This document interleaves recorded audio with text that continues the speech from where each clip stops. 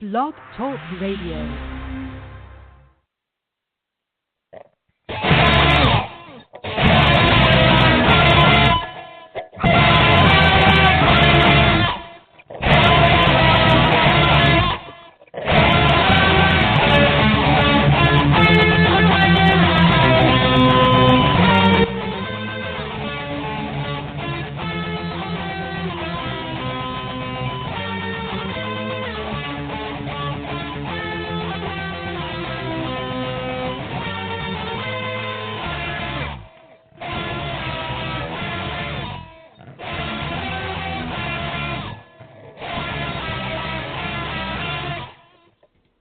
Welcome to On the Move.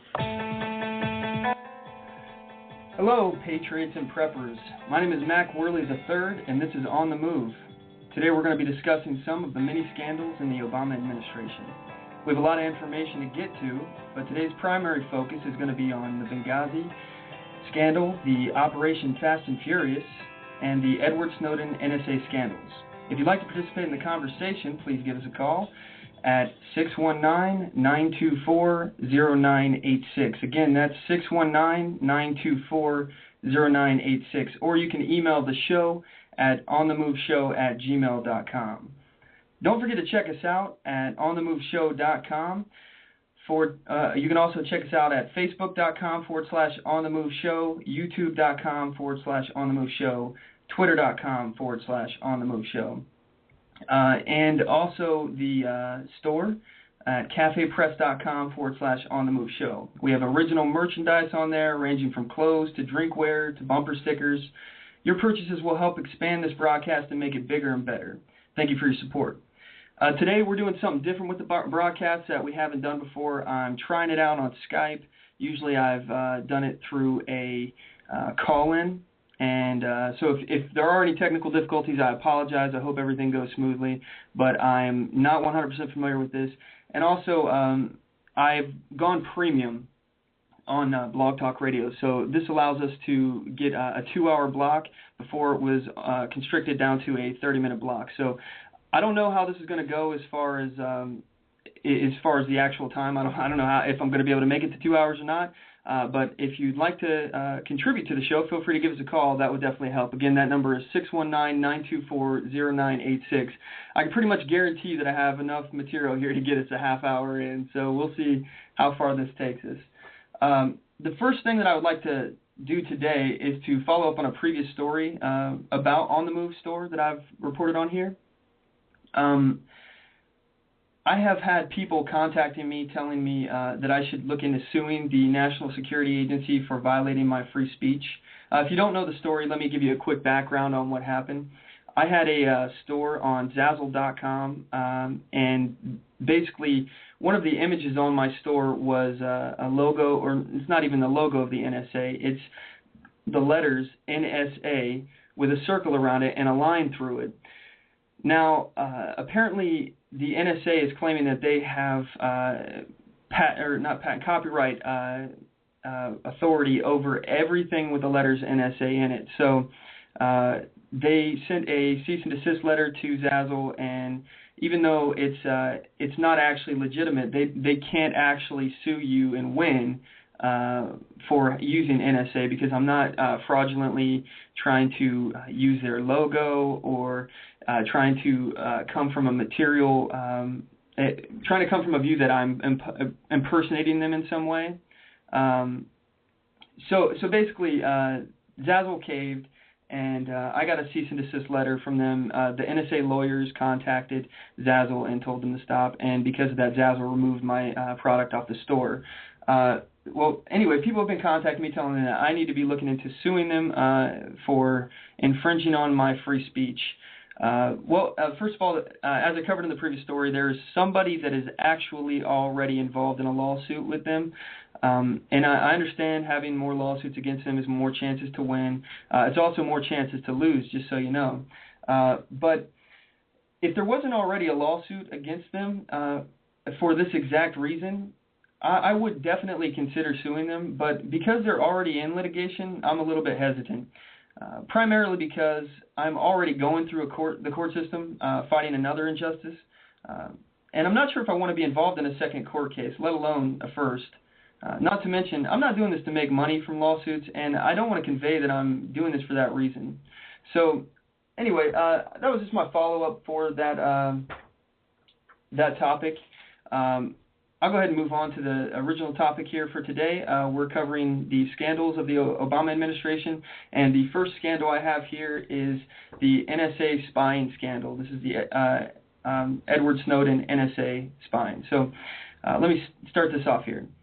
The right of the people to be secure in their persons, housings, papers, and effects against unreasonable searches and seizures shall not be violated, and no warrants shall be issued, but upon probable cause supported by oath or affirmation, and particularly describing the place to be searched and the persons or things to be seized.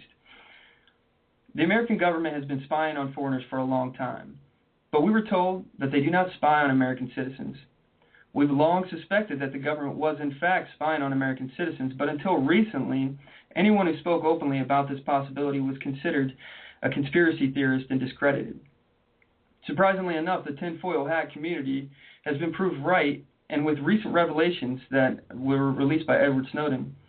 In the past, information about spy programs such as Project Echelon were leaked, which reportedly captured key words from phone calls and saved them for later review. Documents that were obtained were not taken very seriously from the mainstream media and got little to no attention. All this changed when National Security Agency contractor Edward Snowden disclosed up to 200,000 classified documents containing details of United States, Israeli, and British mass surveillance programs to the press. Thanks to Edward Snowden, we now know that the NSA is allowed to warrantlessly spy on anyone in the world who is within 3 hops of one of their suspects. What this means is that they can spy on friends of their targets. This may seem reasonable to some, but think about this. The average person has 190 people within their first degree of friends on Facebook. At that same rate, they would have approximately 31,209 people within their second degree of friends, which is more than the student body at Columbia University. And in the third degree of friends, they would have approximately 5,099,550 people, more than the population of Colorado. So because one person is a suspected terrorist, the NSA is legally allowed to spy on over 5 million American citizens without warrant.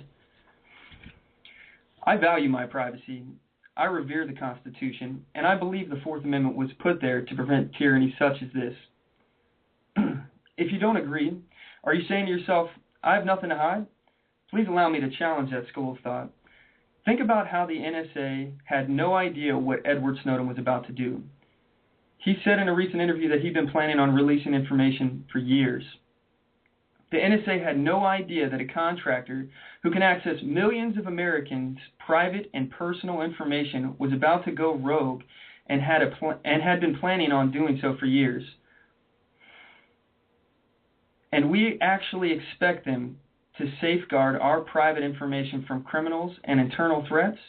No. They're not capable of protecting our information, nor do they have the desire.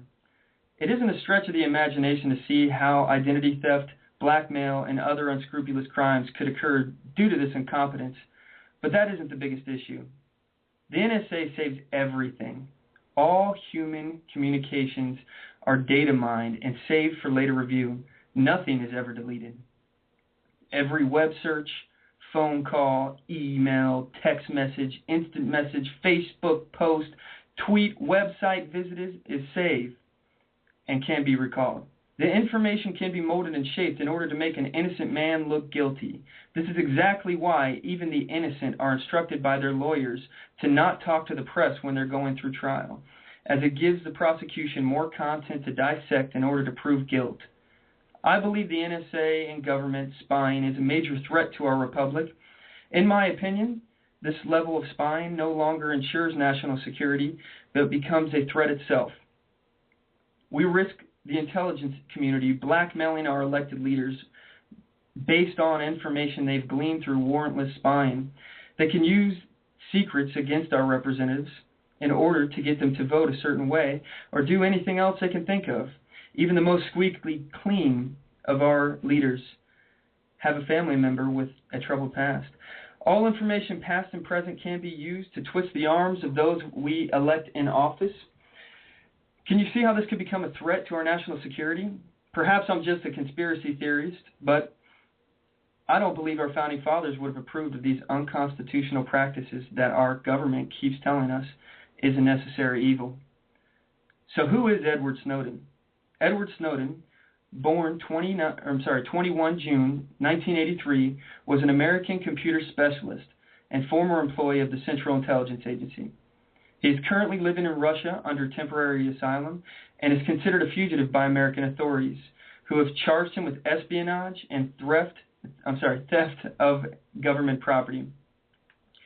When asked why he decided to become a whistleblower, Edward Snowden responded, "The NSA has built an infrastructure that allows it to intercept almost everything. With this capability, the vast majority of human communications are automatically ingested without targeting. If I wanted to see your emails or your wife's phone, all I had to do was intercepts. I can get your emails, passwords, phone records, credit cards. I don't want to live in a society that does this sort of things. I don't want to live in a world where everything I do and say is recorded. That's not something I'm willing to support or live under." Before passing judgment on Mr. Snowden, let's take a look at how this information changed his life. Has it improved his life to release this information? Has he gained anything from it? Has he lost anything? An argument could be made that he gained fame and popularity. Perhaps he thought this would be a good way to become famous. And I have yet to see how his life has improved due to becoming a whistleblower. In fact, I can only see how this has caused many problems for him, which will haunt him for the rest of his life. He will never be able to come back to America, his home. This is where he grew up. He had to leave everything: his life, his family, his high-paying job making well over 6 figures a year. He's a wanted man. He will spend the rest of his life looking over his shoulder. He not only has to worry about America coming to get him, but Israel and the British as well. Don't forget, he released documents about their intelligence agencies too. So here's the question. Is Edward Snowden a hero or a traitor? In my book, he put his neck on the line to get the truth out to the American people. He didn't sell secrets. He didn't betray his country. If anything, the National Security Agency did. His sacrifice and utter lack of self-preservation makes him not only a hero, but a patriot. Here's another question. Is it okay for the American government to spy on foreigners without probable cause? The Constitution does not just give American citizens rights. The Constitution doesn't give American citizens rights. It simply enumerates unalienable human rights that already exist. And by enumerates, I mean it puts it to numbers. So 1, 2, 3, 4, 5, and so forth. So if we allow our government to violate the rights of foreigners, should we really be surprised when they violate the rights of us at home? Whether you're an American or Chinese, you still have those rights. Even if your government does not recognize your rights, they still exist. If we allow them to violate our rights here at home, we shouldn't be surprised. If we allow them to violate the rights of foreigners, we shouldn't be surprised when they violate our rights. They obviously have no respect for those rights. I understand the need to keep America secure, but I do not accept national security as a reason to violate the rights of foreigners or Americans. Allowing politicians, Democrat or Republican, to incrementally tighten the noose of government around our neck is more dangerous than any potential threat that terrorism could ever pose. Just look at history. Government has killed more people in the world than any other force. With this in mind, we should be doing everything in our power to restrain the government. We should make every effort to delay and deny their attempts to gain more power. I love this quote, and I'm going to use it again. This is one of my favorite quotes throughout history. Benjamin Franklin once said, "A society that would give up a little liberty to gain a little security deserve neither and will lose both." Think about that. We get the government we deserve. Government does not willingly give up power. Based on our track record, Where do you see America heading in the next decade? We are already far worse off than 1984 ever predicted. How many more of our freedoms will we allow the government to regulate away? What do you think? Join the conversation by calling in at 619-924-0986 or email the show at onthemoveshow@gmail.com. And at this point, I'm going to go ahead and go to a commercial break, and we'll be right back. Thanks for listening. If you are in need of design services, let's say you're an activist, a business owner, just somebody who needs business cards, brochures, bumper stickers, signs, flyers, logo designs, and promotional products such as mugs, pins, bags, keychains, magnets, and so much more, let me know. I happen to be married to a wonderful woman. Her name is Latasha Worley, and she is a patriot like yourself. If you are interested, contact her for a quote on your next project at Tasha, Tosha, at lworleyphotography.com today, or visit her on the web at lworleyphotography.com. Like Latasha on Facebook at facebook.com/lworleyphotography, and follow her on Twitter at twitter.com/Tasha Worley. Show your support for a designer who believes in the Constitution and your rights. Maybe I'm a little bit biased, but I think she does amazing work. She's done everything for the show. She's done everything for the store. And speaking of the store, if you would like to support On the Move and help make this podcast better, you can do this by going to our store and purchasing one of our hundreds of products. All designs are original, made by Latasha, and made for patriots like you. Just go to cafepress.com/onthemoveshow. We appreciate your support.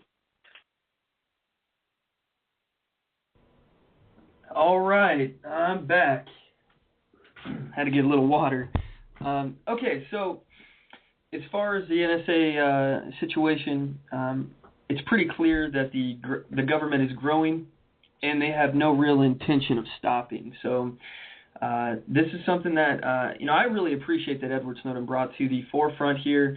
Like I said, this has been something that it's been speculated that it's been going on, but we hadn't known for sure. So now we do. Now all the information's out, the cat's out of the bag, and at least we're able to have the conversation. So I really have to thank Edward Snowden for that, and I really do think he sacrificed a lot for getting that information out there. So anyway, if you disagree with me, feel free to give me a call and explain why I'm wrong. So on to the next scandal. I don't know if how familiar all of you are with this, but this happened a while back ago, and it's kind of fallen out of the news, so I thought I'd bring it back. This is Operation Fast and Furious. Now, if you don't know what Operation Fast and Furious was, this program was carried out by the Bureau of Alcohol, Tobacco, Firearms, and Explosive, otherwise known as the ATF, a division of the U.S. Justice Department. U.S. Justice Department, just so you know, is headed up by our Attorney General, and our Attorney General right now happens to be Eric Holder. In this operation, which began in the fall of 2009 and continued into early 2011, the federal government purposefully allowed known or suspected gun smugglers to purchase guns at federally licensed dealers in Arizona. The government did not seek to abort these gun purchases, intercept these smugglers after the purchases, or recover the guns they had purchased. In some cases, as the government expected they would, the smugglers delivered the guns to Mexican drug trafficking organizations. The reported purpose of the operation was to track and uncover the entirety of the smuggling operation so they could be completely shut down. However, 2 rifles sold to a smuggler in the course of Operation Fast and Furious in January 2010 ended up at the scene of a murder of U.S. Border Patrol agent Brian Terry in December of 2010. So this is the timeline of this whole scandal according to CNS News, and I've kind of taken it down, but this is still pretty extensive because this has gone through a committee where they were trying to investigate and get down to the bottom of what happened. So there's a lot of events in this timeline, but I'm going to go ahead and read them all off here for you, just so you get an idea of how extensive this this this scandal was, and then the attempts to cover it up after the fact. So starting out between September 2009 and January 2010, a briefing paper on January 8, 2010, from the ATF Phoenix Field Division Group 7 says the investigation has currently identified more than 20 individuals connected with straw purchases.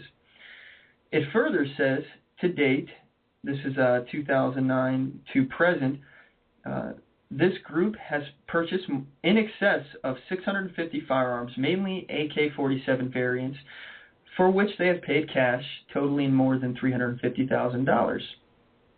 In October 2009, the ATF's Field Division established a gun trafficking group called Group 7. Group 7 initially began using the strategy of gun walking, or allowing suspects to walk away with illegally purchased guns.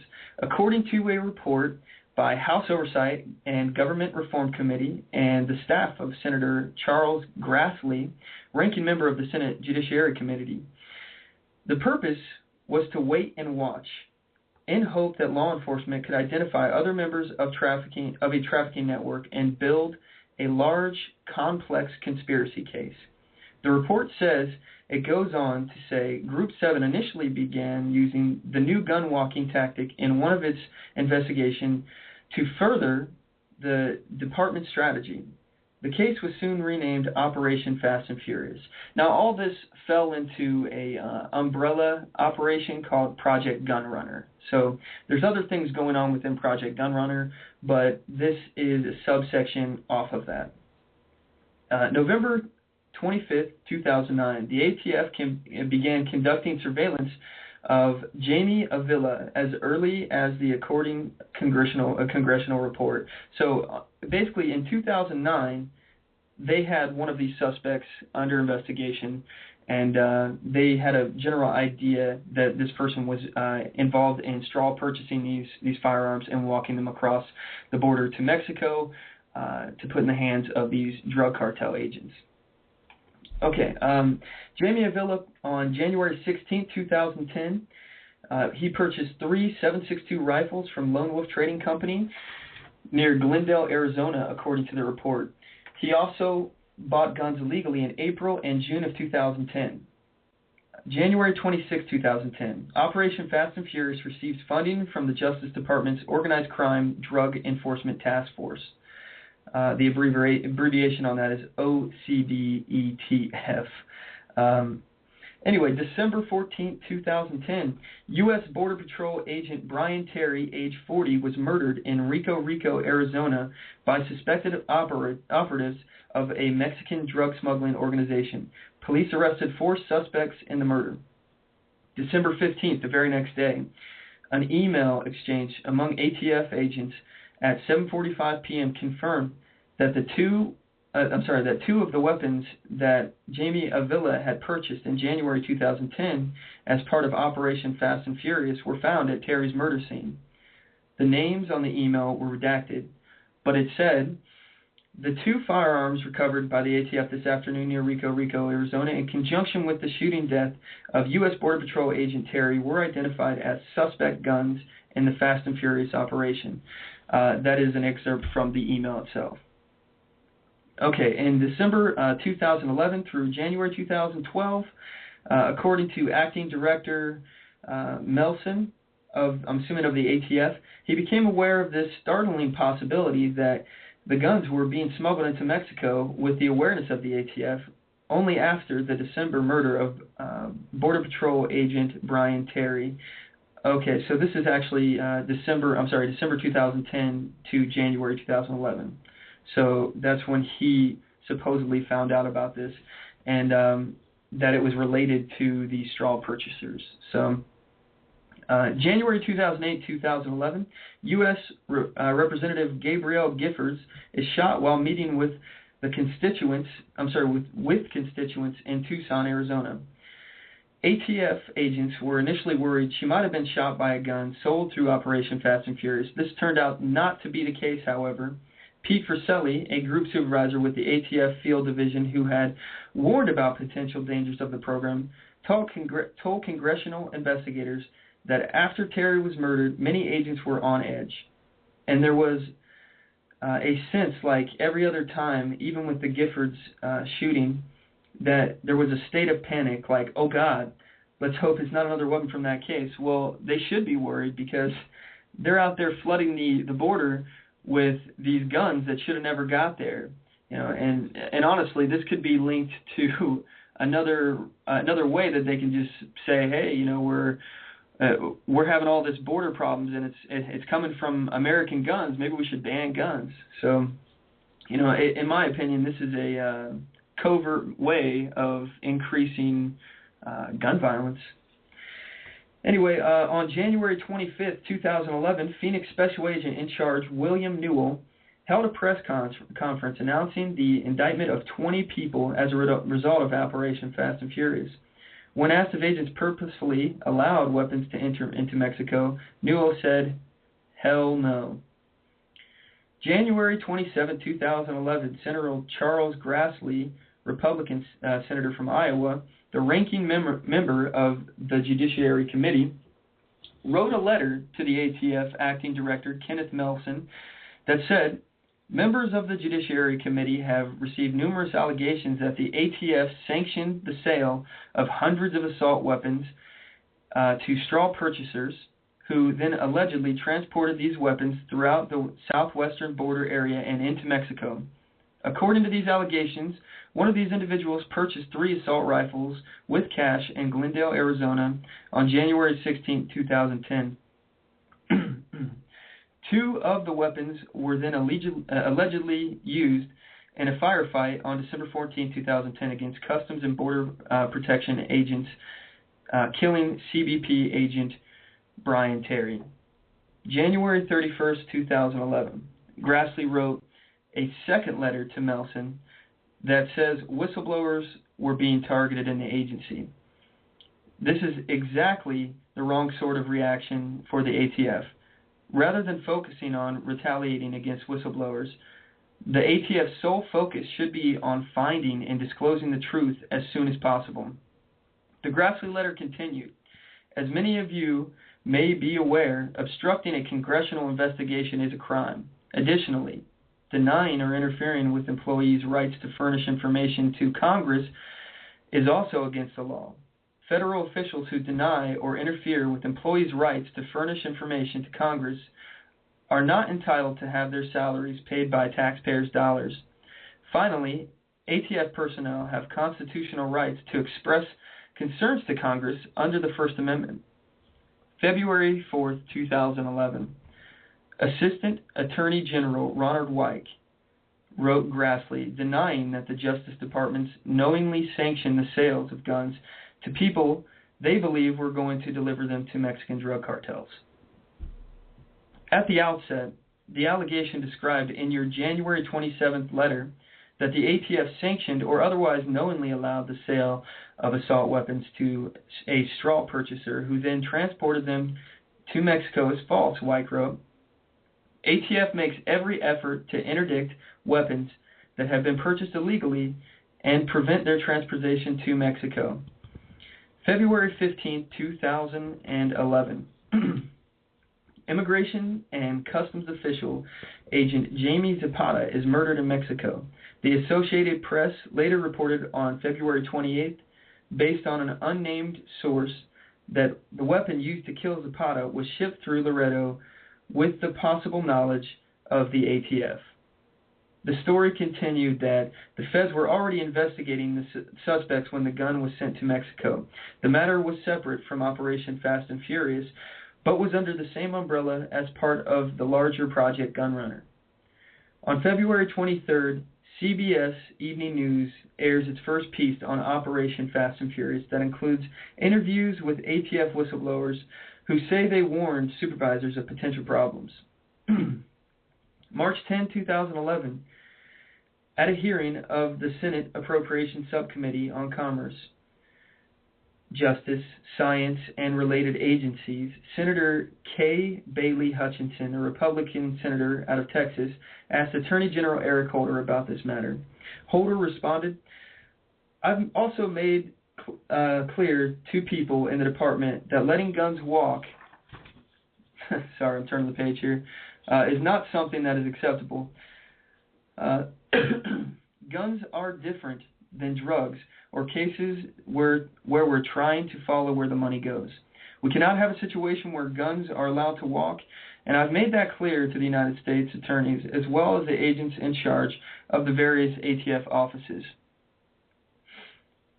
March 22nd, 2011, President Barack Obama was asked about Operation Fast and Furious on Univision, a Spanish-language network channel. Well, first of all, I did not authorize it, Obama told Univision. Eric Holder, the Attorney General, did not authorize it. There may be a situation here in which a serious mistake was made. If that's the case, then we'll find out and we'll hold somebody accountable. May 3rd, 2011, Holder testifies to the House Judiciary Committee. Representative Darrell Issa, Republican representative out of California, believe it or not, California has a Republican representative, or at least had. I think he's still part of that. And Holder, Darrell Issa and Holder had an exchange about the Operation Fast and Furious. Under questioning from Issa, Holder said that he was not sure of the exact date when he first heard of the operation, but said it was probably over the last few weeks. Holder also could not say who authorized the operation. January 16, 2011, Issa told CNSnews.com he believes Holder knew about the operation earlier than he testified. June 29, 2011, a reporter asked Obama about the matter at a White House news conference. Obama responded, "As you know, my Attorney General has made it clear he certainly would not have ordered gun running to pass through into Mexico. The investigation is still pending. I'm not going to comment on the current investigation. I've made very clear my views that that would not be an appropriate step by the ATF, and we've got to find out how that happened. As soon as the investigation is complete, appropriate action will be taken." Now remember that. Remember what he said right there. He's not going to talk about it until after the investigation is complete, but he does want a complete investigation. Remember that. July 4, 2011, Acting ATF Director Kenneth Melson speaks to congressional investigators from the House Oversight and Government Reform Committee, the Senate Judiciary Committee as well. And Melson met with investigators with his personal attorney present, not the Justice Department attorneys. Keep that in mind as well. July 5th, 2011, Chairman Issa and Senator Grassley wrote a letter to Attorney General Eric Holder about Melson's testimony. The letter says Melson claimed that ATF senior leadership would have preferred to be more cooperative with our inquiry much earlier in the process. However, he said that Justice Department officials directed them not to respond and took full control of replying to briefing and documents requested from Congress. The result is that Congress only got part of the story that the Justice Department wanted them to hear. If his account is accurate, then ATF leadership appears to have been effectively muzzled, while the DOJ sent over false denials and buried its head in the sand. That approach distorted the truth and obstructed our investigation. The department's inability or unwillingness to be more forthcoming served to conceal critical information that we are now learning about the involvement of other agencies, including the DEA and the FBI. The Issa Grassley letter sent to Holder further says that contrary to earlier denials, the Justice Department, that contrary to the earlier denials by the Justice Department, Melson acknowledged that ATF agents had in fact witnessed transfers of weapons from straw purchasers to third parties without following the guns any further. Melson also said that ATF guns carry out Operation Fast and Furious. The ATF agents carrying out Operation Fast and Furious had been placed under the direction of the Arizona U.S. Attorney's Office. Okay, at this point, President Obama then invoked executive privilege. And keep this in mind here, he just recently was saying how he wanted to be as forthcoming and helpful in the process as possible, and he wants to get to the bottom of this, and he wants to hold people responsible. Okay, so it kind of goes against exactly what he said for him to use an executive privilege as a reason of not providing documentation. And let me give you a background here. In the United States government, executive privilege is a power claimed by the President of the United States and other members of the executive branch to resist certain subpoenas and other interventions by the legislative and judicial branches of government. The concept of executive privilege is not explicitly in the United States Constitution, but the Supreme Court of the United States ruled it to be an element of the separations of power doctrine, and it derived from the supremacy of the executive branch in its own area of constitutional activity. The Supreme Court confirmed the legitimacy of this doctrine in United States v. Nixon, but only to the extent of confirming that there is a qualified privilege. Once invoked, a presumption of privilege is established, requiring the prosecutor to make a sufficient showing that the presidential material is essential to the justice of the case. Chief Justice Berger further stated that executive privilege would most effectively apply when the oversight of the executive would impair that branch's national security concerns. Now, national security concerns, how would them trying to take down a drug ring, a gun smuggling ring, affect national security? Now, I mean, maybe you can relate this to terrorism in some way, but honestly, I'm getting tired of that excuse. National security. I mean, we heard it with the last topic, the last subject of the National Security Agency spying into every aspect of our life. That pretty soon we're going to have an agent sitting with us and following us around all day holding a big boom mic. In fact, I saw a parody video of that on YouTube the other day. And, what's funny is that people don't take offense until they actually see it firsthand. But that's basically what they're doing right now under the guise of national security. You just don't see it. So Obama's decision will allow him to refuse to provide certain documents pertaining to the Fast and Furious program. In response to this, the House has voted to hold Attorney General Eric Holder in contempt of Congress over his failure to turn over documents related to the Fast and Furious scandal. This is the first time Congress has taken such a dramatic move against a sitting cabinet official. They have never, ever in the history of the United States held an Attorney General in contempt of court. Now, on to my speculations. Now that we've discussed that, let's talk about motivations. I know that was quite a lot. So, in fact, let's go ahead and cut to another commercial break real quick. I'm going to grab a drink of water, and then we'll move on to my speculations. And if you would like to join in, again, the number is 619-924-0986, and we can get a dialogue going here instead of a monologue. So feel free to give me a call. All right. If you are in need of design services, let's say you're an activist, a business owner, just somebody who needs business cards, brochures, bumper stickers, signs, flyers, logo designs, and promotional products such as mugs, pins, bags, keychains, magnets, and so much more, let me know. I happen to be married to a wonderful woman. Her name is Latasha Worley, and she is a patriot like yourself. If you are interested, contact her for a quote on your next project at Tasha, Tosha, at lworleyphotography.com today, or visit her on the web at lworleyphotography.com.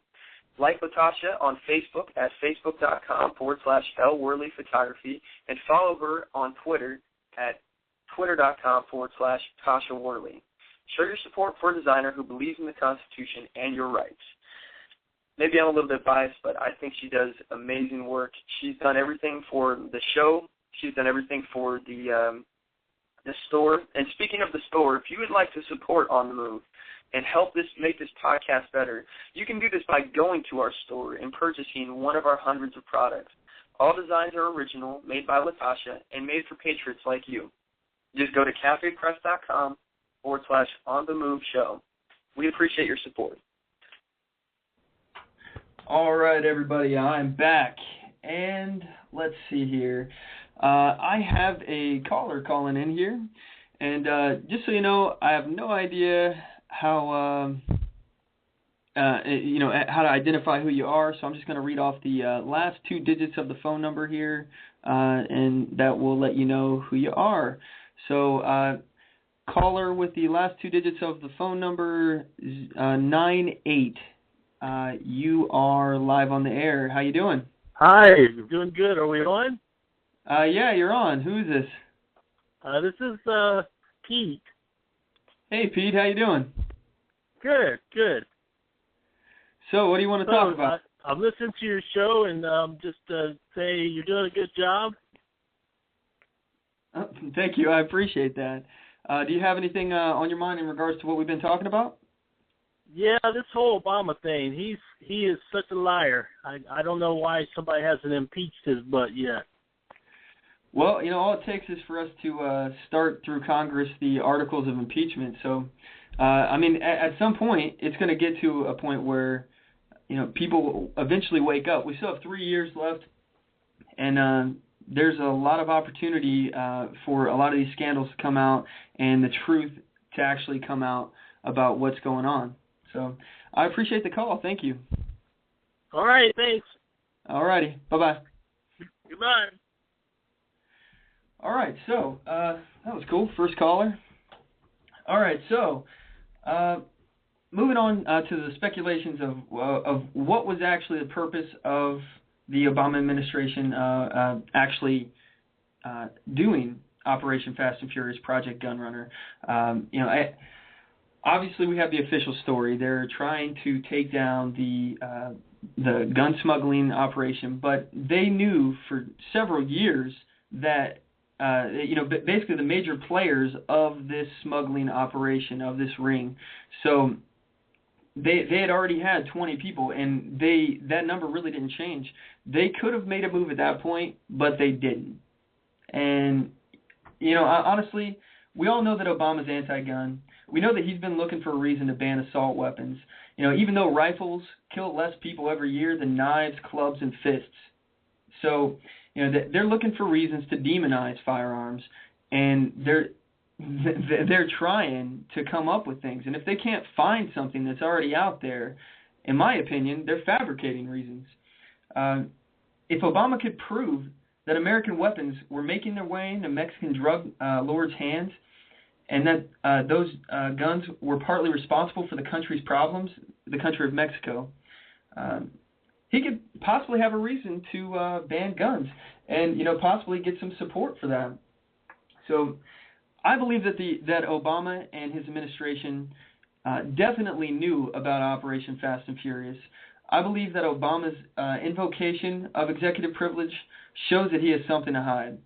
And, I'm getting really tired of the government hiding behind national security and safety to strip us of our constitutionally protected rights and to cover their unconstitutional actions.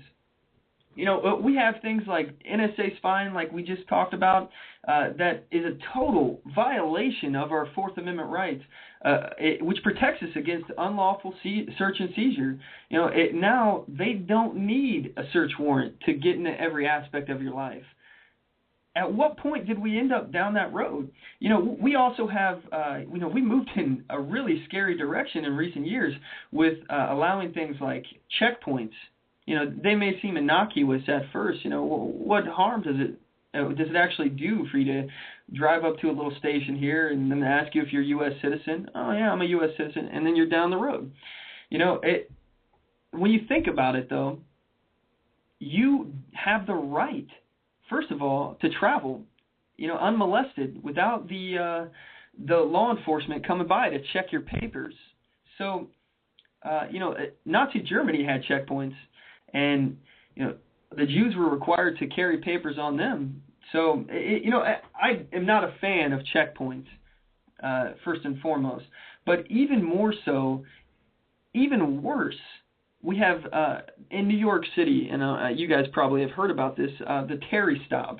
The Terry stop basically allows a police officer to, if they suspect something, and it's really the criteria for suspecting is not very much, and it's pretty ridiculous how unconstitutional it is.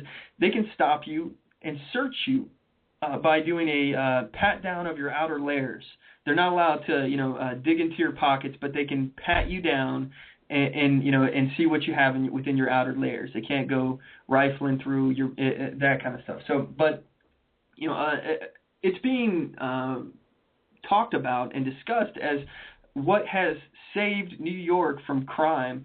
And granted, it may have possibly stopped criminals from as a deterrence from committing crimes. I don't know if that can necessarily be linked to it, but it definitely has violated people's rights. And I don't care how many crimes it stopped. If it violated one person's constitutionally protected right, that is an unjust law.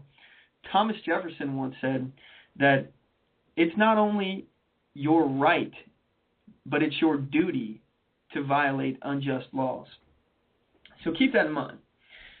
We also have gone down a really dangerous path with Congress passing things like the Patriot Act and the National Defense Authorization Act. And they've been using that, and saying that we need to have this more power, because of the threat, and there'll always be a threat. The war on terrorism is not going away, and they're going to continue to take more and more and more power, and they're not going to give it back. They don't give power back. All the government does is take power and destroy wealth. That's all they do.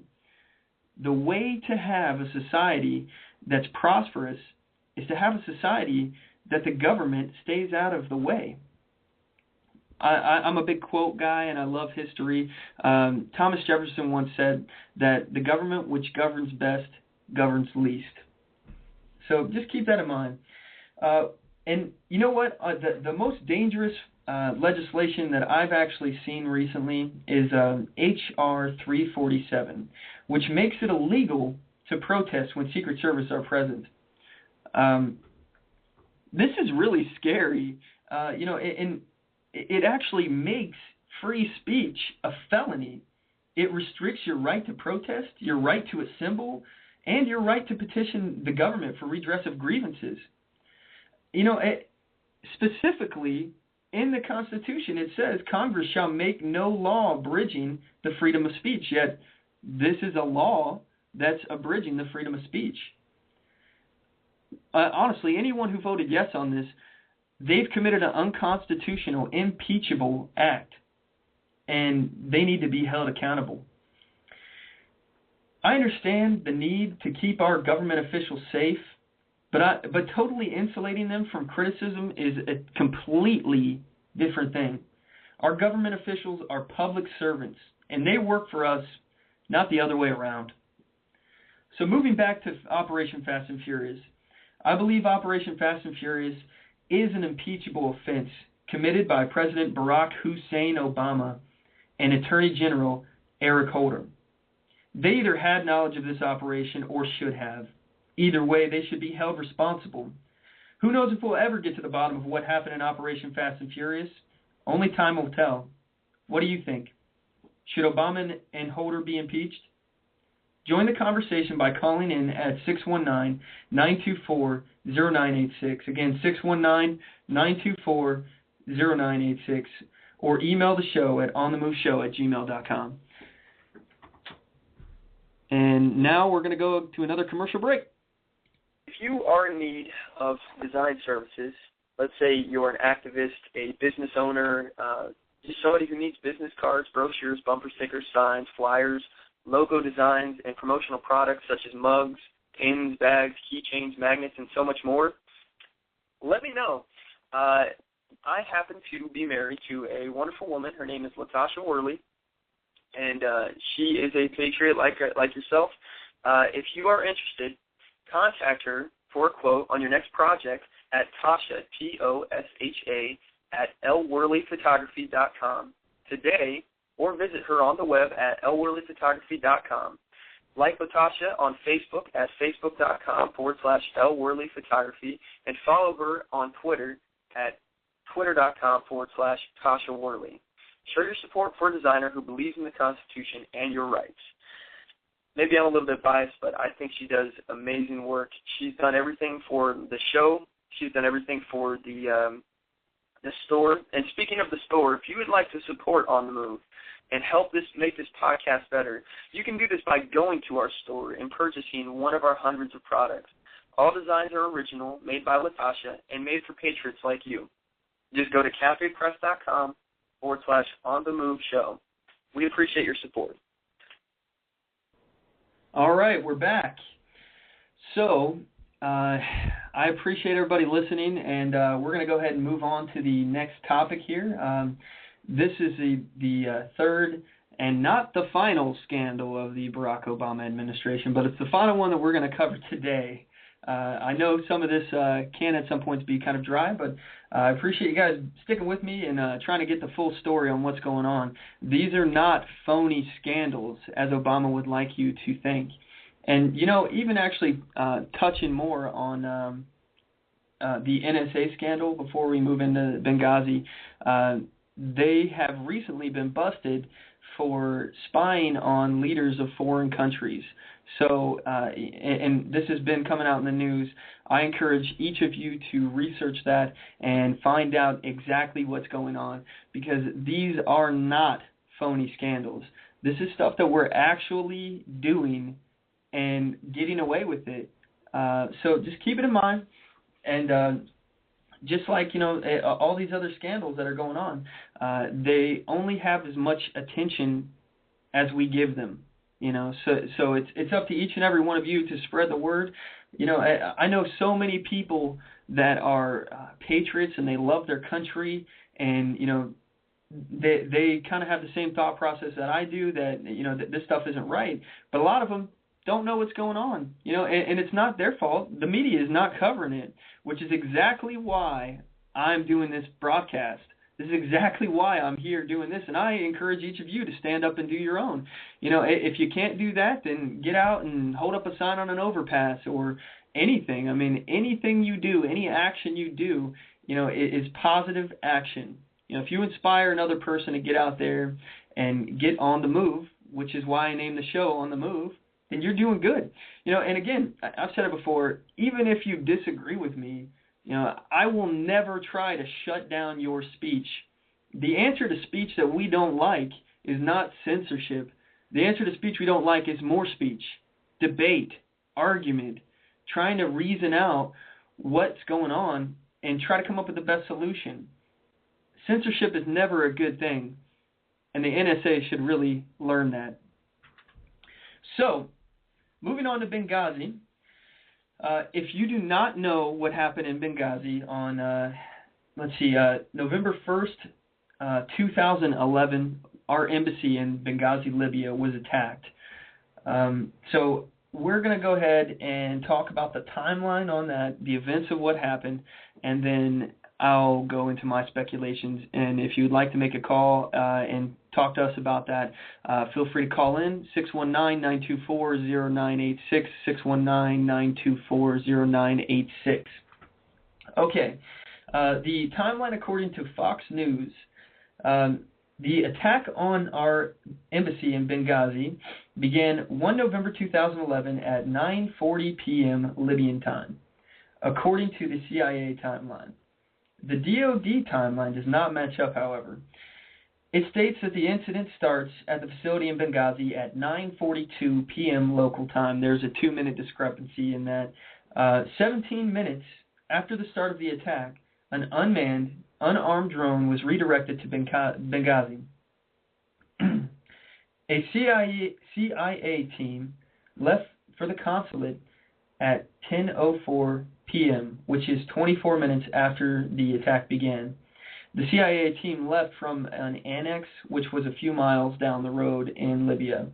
At 10:32 p.m., 50 minutes after the start of the attack, the National Military Command Center notifies Defense Secretary Leon Panetta, and Joint Chief of Staff Chairman General Martin Dempsey. Now, this is 28 minutes after the CIA team left for the consulate. Sources at the CIA annex in Benghazi told Fox News in an interview on October 25th that they asked permission to leave for the consulate immediately and were told twice to wait. Why did it take 50 minutes for the Defense Secretary and Joint Chief of Staff to be notified of the attack? This is outrageous. At 5 p.m. in Washington, D.C., which is 11 p.m. in Libya, mind you, the attack started at 9:40 p.m. Libyan time, nearly an hour and a half after the attack began, according to the Pentagon's timeline, Secretary Panetta and General Dempsey attended a previously scheduled meeting with the President at the White House. At 5:30 p.m., 11:30 p.m. in Libya, all surviving American personnel are rescued by the CIA annex team and leave the consulate for the CIA annex. So there's a small strike team basically at the CIA annex. There's not very many of them. From what I understand, there's a little more than 5 or so of them, approximately around the fire team size. So anyway, they all leave and they arrive at the consulate. They leave the consulate and they arrive at the CIA annex, which is a few miles down the road. Upon returning to the annex, the CIA team and those that were rescued immediately began taking fire, and at midnight Libyan time, according to the sources on the ground that night, began making radio calls for help and air support. Almost immediately, they began taking fire from small arms and rocket-propelled grenades. Sometime over the next 2 hours, according to official Pentagon timeline, Secretary Panetta gives the go code for 2 Marine FAST units. FAST stands for Fleet Anti-Terrorism Security Teams, to prepare to leave Rota, Spain, to an immediate staging base in Sigonella, Sicily. It isn't until 2:30 a.m. in Libya, about 5 hours after the incident began, that those orders are formalized by Panetta and the teams are told they can leave. The Pentagon says that the European-based team of rescuers landed at Sigonella Air Base at 7:47 p.m. on September 12th, more than 20 hours after the attack began and 40 minutes after the last survivor was flown out of Tripoli on a U.S. C-17 transport plane. Military sources familiar with the orders given to the rescue team tell Fox News the plane headed to Libya, not to first stage at Sigonella, as the Pentagon timeline suggests. The Pentagon denies this, saying simply that they were ordered to an intermediate staging base. Fox News has learned more details about the European rescue team. More than 30 Special Operation Forces, part of the Commanders in Extremis Force, or CIF, which is normally on a short tether, are deployed in the event of a terror attack. They are a counter-terror SWAT team. The group ordered toward Libya was from the Charlie 110 Company, which had been training in Croatia on an exercise known as Jackalstone. The training involved counterterrorism exercises. The team was most likely flying on a modified MC-130 P-Talon II, a modified C-130 flying from Croatia about 900 miles from the Libyan coast, could have been there in under 3 hours from takeoff. Croatia to Libya is about the same distance, approximately as Washington, D.C. to Miami. Meanwhile, in Libya, 2 hours and 48 minutes after the attack on the consulate began, a 6-man rescue team organized by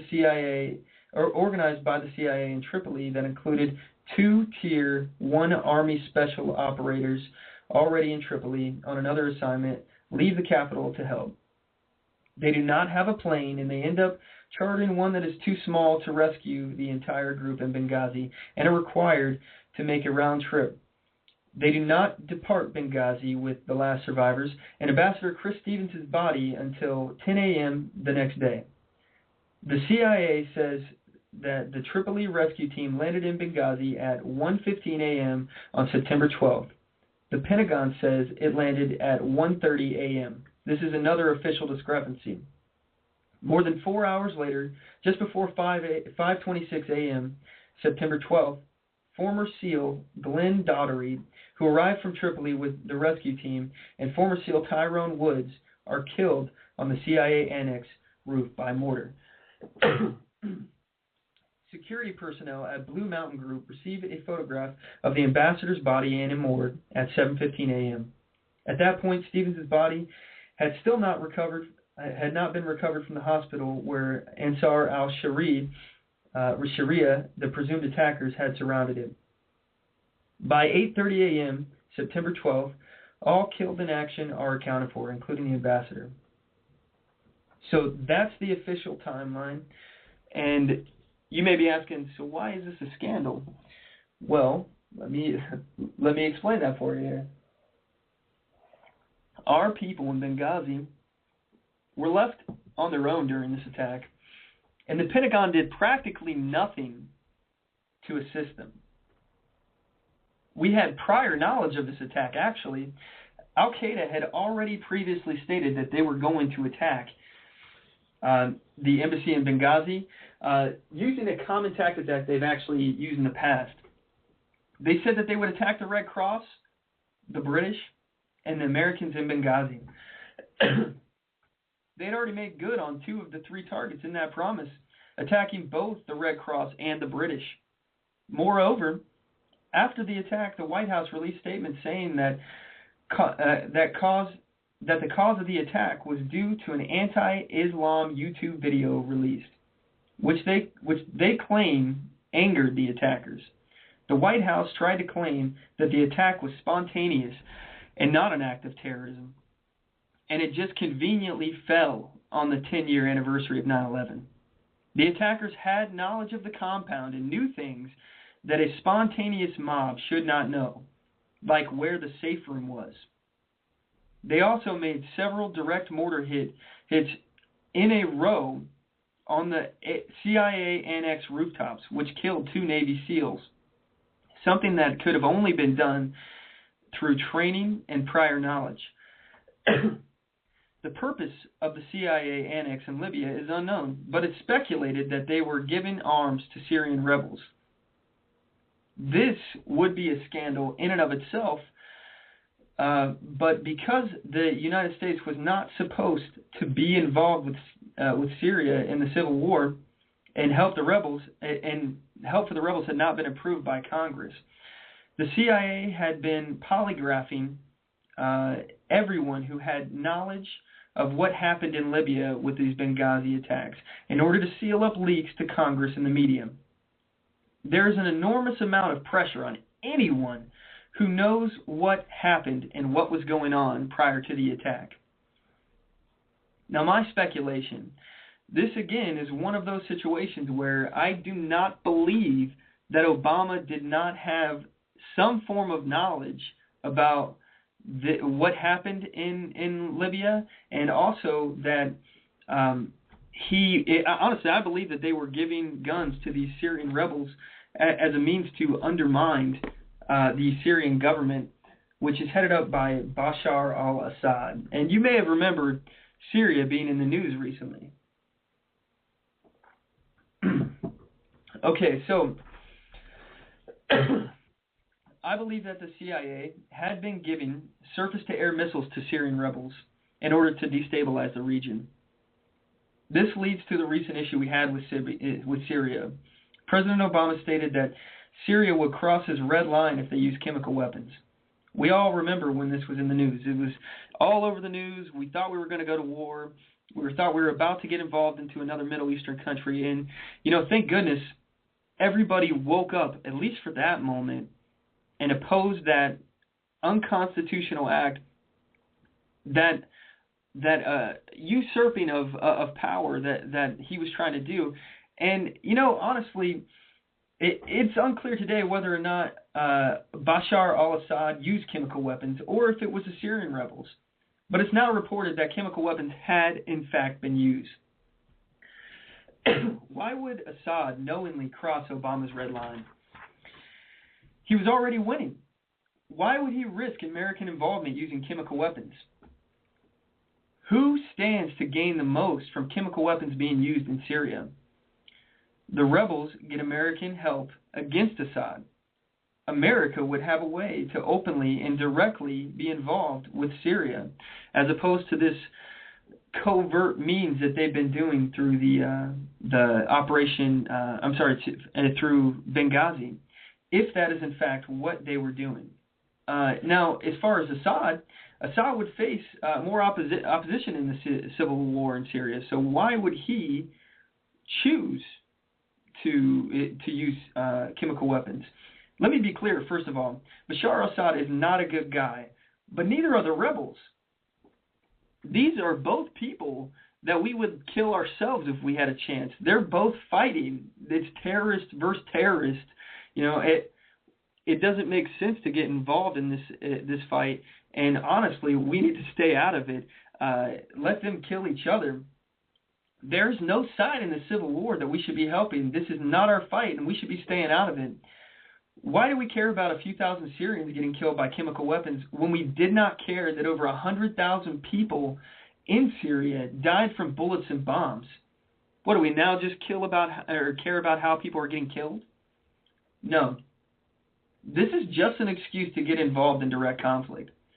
Thanks to public outcry, the Obama administration was not able to attack Syria and back down. Have you noticed we don't hear anything about Syria in the news anymore? Don't think for a second that Obama has forgotten about them. All right, so if you want to talk about that or comment on anything else that we've discussed in the program, give us a call. The phone number is 619-924-0986. Again, 619-924-0986. And we're going to go ahead and go to another commercial break. Thanks, guys. If you are in need of design services, let's say you're an activist, a business owner, just somebody who needs business cards, brochures, bumper stickers, signs, flyers, logo designs, and promotional products such as mugs, pins, bags, keychains, magnets, and so much more, let me know. I happen to be married to a wonderful woman. Her name is Latasha Worley, and she is a patriot like yourself. If you are interested, contact her for a quote on your next project at Tasha, Tosha, lworleyphotography.com today, or visit her on the web at lworleyphotography.com. Like Latasha on Facebook at facebook.com/lworleyphotography, and follow her on Twitter at twitter.com/Tasha Worley. Show your support for a designer who believes in the Constitution and your rights. Maybe I'm a little bit biased, but I think she does amazing work. She's done everything for the show.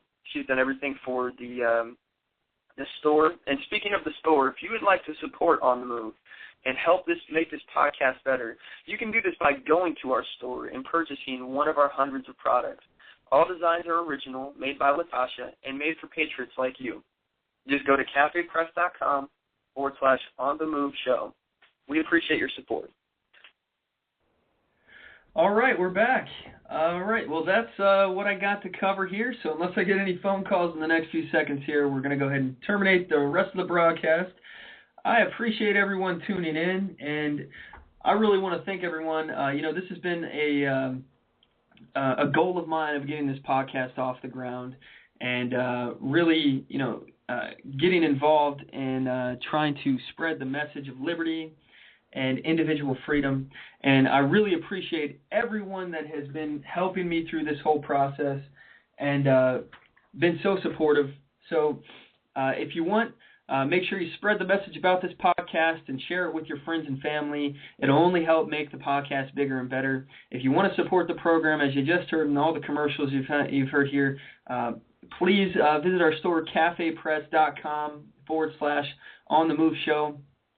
And all your purchases will help us and allow me to put more money into this so I can get better equipment, expand this thing even better, and make it bigger, better, and everything overall. So don't forget to check us out at onthemoveshow.com, facebook.com/On the Move show, youtube.com/On the Move show, twitter.com/On the Move show.